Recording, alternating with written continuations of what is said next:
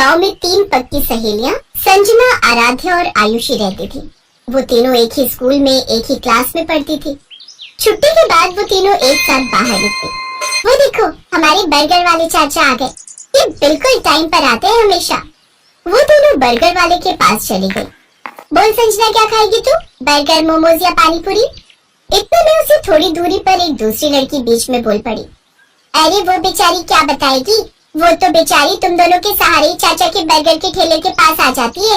अगर तुम दोनों अमीर सहेलियां उसकी जिंदगी में ना होती तो वो आज तक बर्गर की शक्ल तक नहीं देख पाती।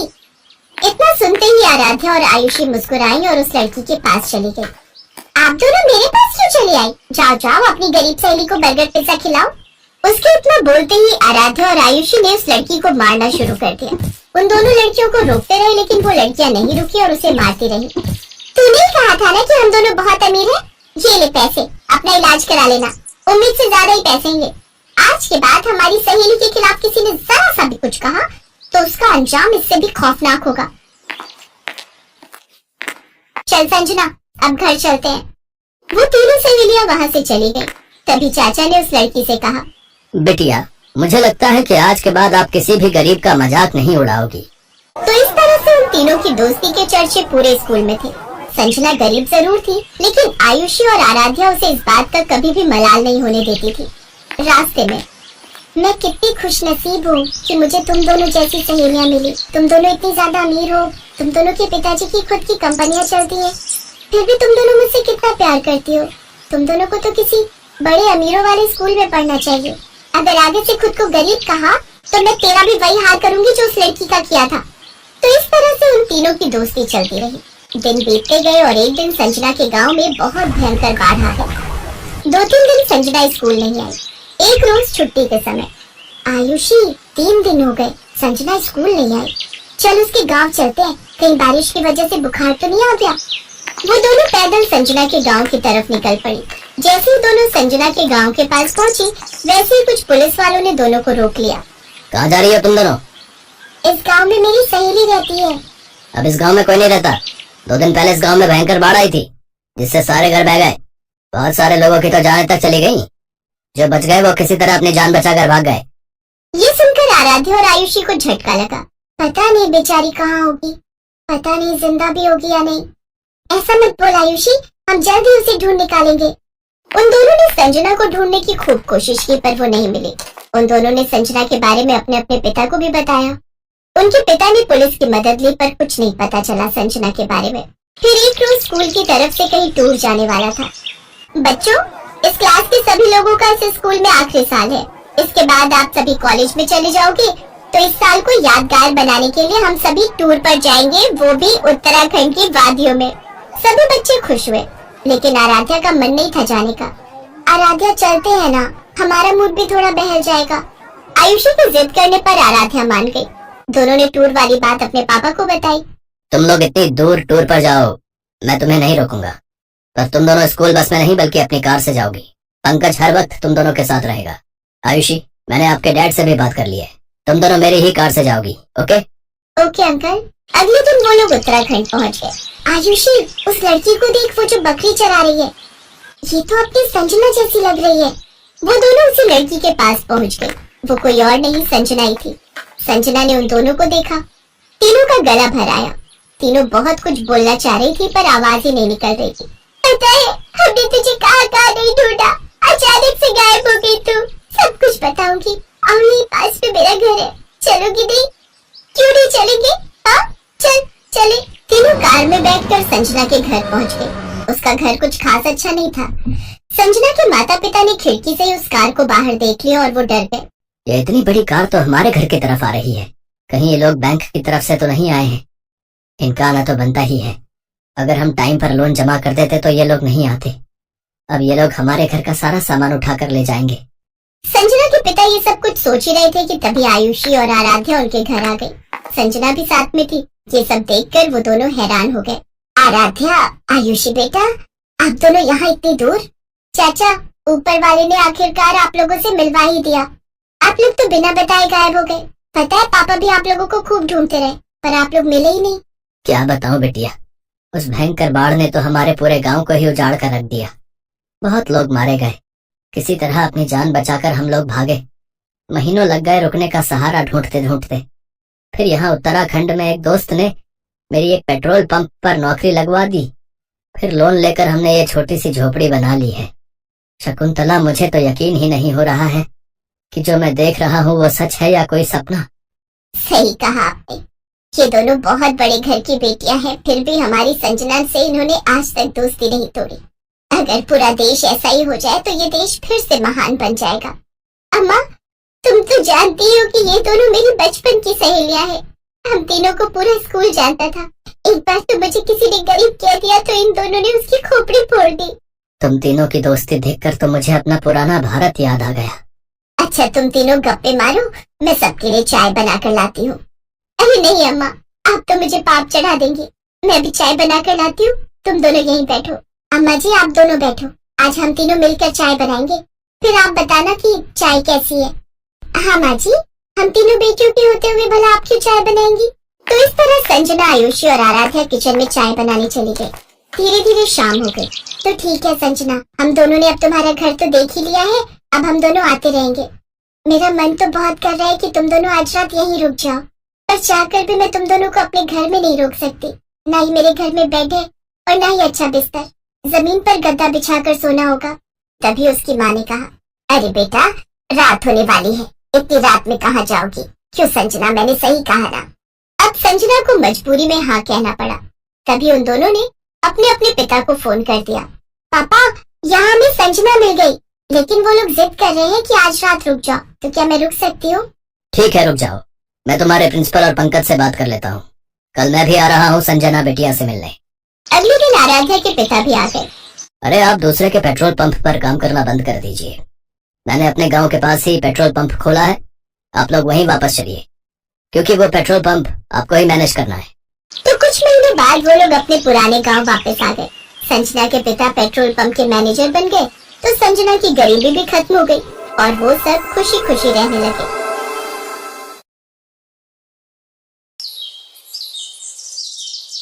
कविता, कविता, आजा। अरे काजल, तुम? हाँ आजा, मैं कॉलेज ही जा रही हूँ, चल आजा साथ चलते हैं। काजल के बार बार कहने पर कविता उसकी कार में बैठ गई। उस महंगी कार को काजल का ड्राइवर चला रहा था और पीछे काजल और कविता बैठी थी। अरे वाह यार काजल, तेरी गाड़ी तो बहुत शानदार है। हाँ, मेरे पापा की है, वो आज फैक्ट्री नहीं गए तो उन्होंने ड्राइवर भैया से कहा कि मुझे कॉलेज छोड़ा है। सही है यार, मैं तो इतनी महंगी कार में पहली बार बैठी हूँ। अरे अब तो बैठते ही रहेंगे, अब तुम मेरी दोस्त बनोगी। काजल और कविता एक ही कॉलेज में पढ़ते थे। अभी 4-5 दिन पहले ही उन्होंने एडमिशन लिया था। धीरे धीरे काजल और कविता बहुत अच्छी सहेलियां बन गई। वैसे काजल बहुत ही अमीर घर से थी। उसके पापा राजीव सिंह कई फैक्ट्रियों के मालिक थे, जबकि कविता बहुत ही साधारण घर से थी। उसके पिता एक छोटे किसान थे, मगर फिर भी उन्होंने पाई पाई जोड़कर कविता का एडमिशन शहर के सबसे अच्छे कॉलेज में कराया था। काजल की अच्छी बात यह थी कि उसे अपनी अमीरी पर घमंड बिल्कुल नहीं था। फिर एक दिन, कविता जरा सुनना। हाँ क्या हुआ, बता।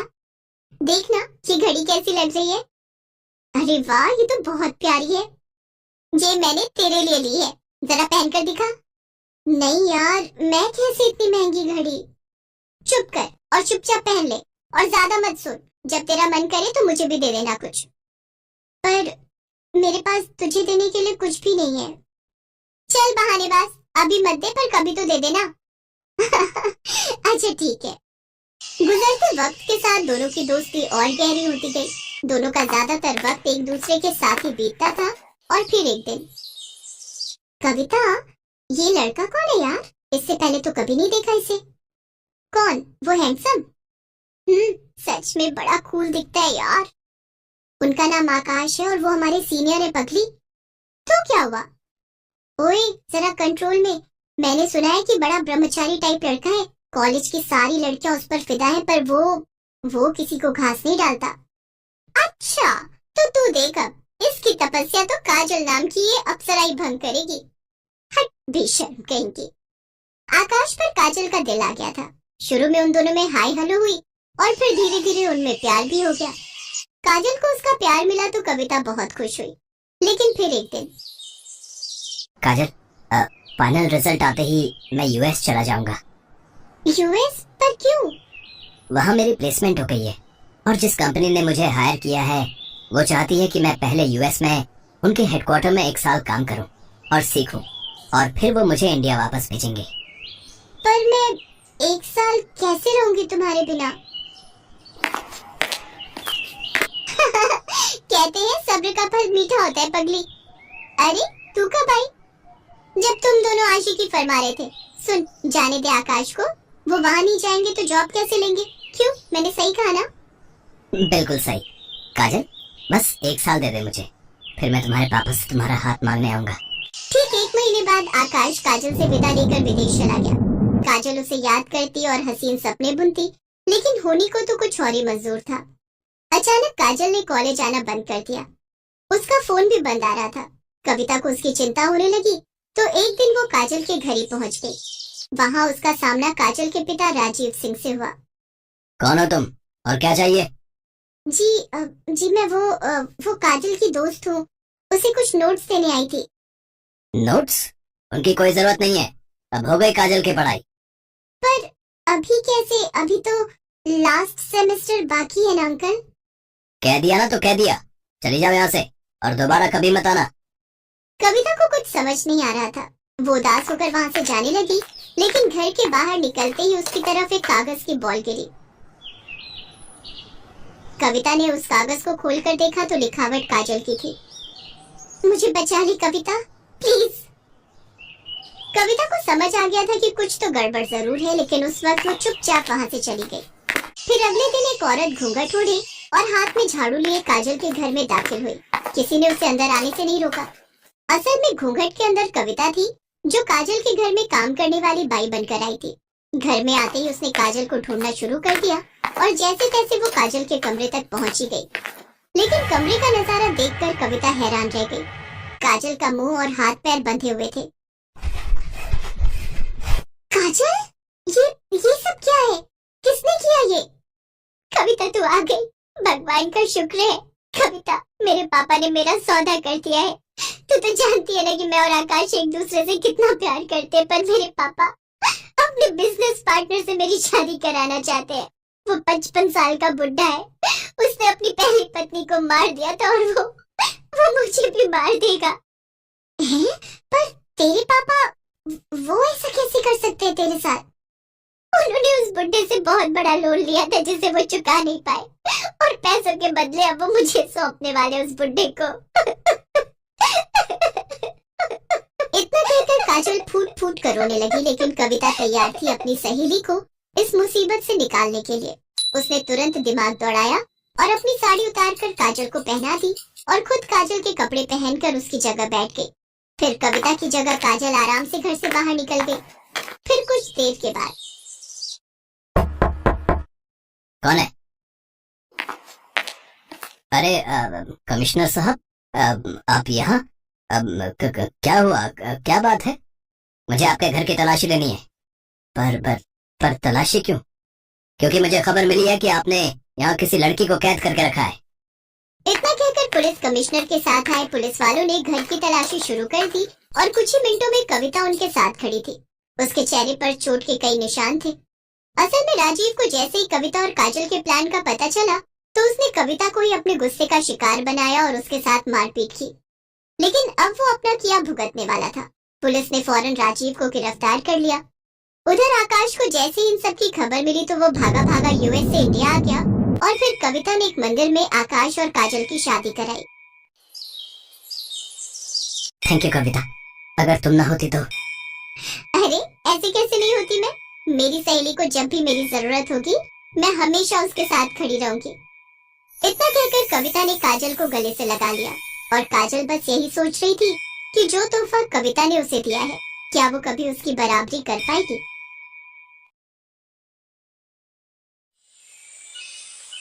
दीपक एक अनाथ लड़का था। एक बड़े स्कूल में सफाई का काम करने वाले दीनू को वो एक कचरे के ढेर के पास लावारिस हालत में मिला था। दीनू ने शादी नहीं की थी, उसने ही दीपक को पाल पोस कर बड़ा किया। दीनू ने स्कूल के प्रिंसिपल से सिफारिश करके दीपक को क्लास में सीट दिलवा दी। ताकि दीपक पढ़ लिख कर बड़ा आदमी बन सके। दीपक अब 9वीं कक्षा में आ गया था और उसके एग्जाम आने वाले थे। दीपक पढ़ने में अच्छा था, उसे अच्छे नंबर लाकर पास होना था। इसलिए दीनू के सो जाने के बाद दीपक रात में स्ट्रीट लैंप से आने वाली रोशनी में पढ़ाई करता था। दीपक की क्लास में स्कूल के ट्रस्टी मिस्टर मेहता का बेटा अर्जुन भी पढ़ता था। अर्जुन दीपक से बहुत चिढ़ता था। ट्रस्टी का बेटा है, इसी डर से कुछ टीचर ना चाहते हुए भी अर्जुन की झूठी तारीफ करते थे और दीपक को नीचा दिखाने में अर्जुन का साथ देते थे। सर बताइए, ये रेस किसने जीती है? आप तो अच्छे से जानते हैं ना विनर कौन है। हाँ हाँ दीपक, तुम इस रेस में हार चुके हो। अर्जुन तुमसे पहले ही उस लाइन में पहुंच गया था। देखा, मैं हमेशा जीतूंगा, मुझे कोई नहीं हरा सकता। दीपक मायूस होकर क्लास में आ जाता है। सर, कब तक हम अर्जुन से डरकर उसे झूठा विनर बनाते रहेंगे? मिस नैना, आप तो जानती हैं अर्जुन स्कूल के ट्रस्टी का बेटा है और प्रिंसिपल मैम ने हमें पहले ही ऑर्डर दिया हुआ है कि हमें अर्जुन के साथ बहुत अच्छे से पेश आना है, और फिर अगर हम ऐसा नहीं करेंगे तो हमारी नौकरी पर बात आ जाएगी। पर कब तक हम ये अत्याचार सहन करते रहेंगे? दीपक एक अनाथ गरीब स्टूडेंट है। दीनू काका ने उसे अपने बेटे की तरह पाल पोस कर बड़ा किया है और यहाँ पढ़ा रहे हैं ताकि दीपक बड़ा होकर अपने पैरों पर खड़ा हो सके। पर अर्जुन जैसे बच्चे दीपक जैसे होनहार बच्चों को आगे नहीं बढ़ने देते। फिलहाल तो हम कुछ नहीं कर सकते मिस नैना, हमें सब कुछ वक्त पर छोड़ देना चाहिए। एक दिन दूसरे स्कूल के टीचर प्रिंसिपल के साथ सब बच्चों को मिलने आए और वो दीपक की क्लास में गए। उन्होंने सब बच्चों से कंप्यूटर के कुछ सवाल पूछे, पर सबसे पहले दीपक ही हाथ खड़ा करता था। प्रिंसिपल ने दूसरे स्कूल के टीचर से कहा, अरे नहीं सर, इसे कोई उत्तर नहीं आता होगा, इसके घर तो कंप्यूटर ही नहीं है। ये हमारे स्कूल के सफाई कर्मचारी का बेटा है, उसने बहुत जिद की तो हमने इस अनाथ बच्चे पर मेहरबानी करके स्कूल में सीट दे दी। नहीं सर, मुझे सचमुच इस प्रश्न का उत्तर आता है, मैंने इसके बारे में पढ़ा है। सर, अर्जुन इस प्रश्न का उत्तर जानता है। अर्जुन, इस प्रश्न का उत्तर तुम दोगे। सर, मुझे इस प्रश्न का उत्तर नहीं आता, मैंने इसके बारे में नहीं पढ़ा। सर, मुझे पता है, क्या मैं उत्तर दूं? हाँ बेटा, तुम उत्तर दो। दीपक का उत्तर सही था।